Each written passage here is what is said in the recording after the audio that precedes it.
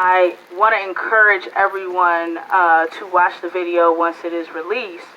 And I want to talk about the video. What you see in that video is officers already had him detained and had already kicked the gun away from him before he was executed at a point-blank range. That was murder. And he was 20 years old. And in the same way that we say we demand justice for Aiyana Stanley Jones, and in the same way that we say that that was murder, we want to say that Hakim Littleton was murdered.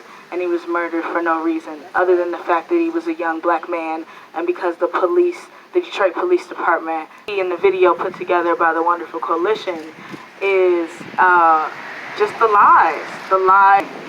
And so again, I want to urge everyone to watch that video because it's really important. Detroit Will Breathe has called and will continue to call for the resignation of Chief Craig and for the dropping of all charges. What we have seen since day one is an aggressive and excessive use of force against protesters. And so we've seen that starting in the early days where they tear gassed and beat people up.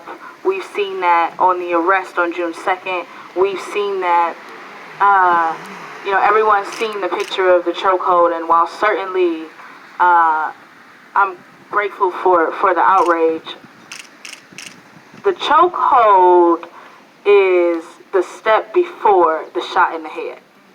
And I just want to be really clear about the connection between the two. Because in the same way that you can look at me and say, you might think I'm a little loud, but the police don't have the right to murder me, is the same way you should look at Hakim Littleton. That's right. And what we've seen is Chief Craig with his department of officers who mainly, over 86% do not live in the city of Detroit. We've seen him lie about outside agitators and the people leading the protests not being from here. I'm a Detroit girl, born, bred, raised, and made, and I've been in the front every day. And I've been one of the loudest voices out there, and as a matter of fact, I'm a Bagley girl.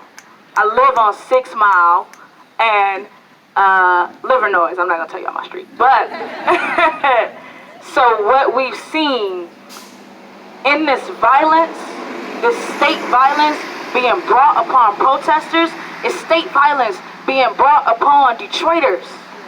You saw the arrest of my uncle, the bruises. So all of the stuff that they're claiming, all it boils down to is more state violence against black and brown bodies out here standing up and saying that this is enough. This is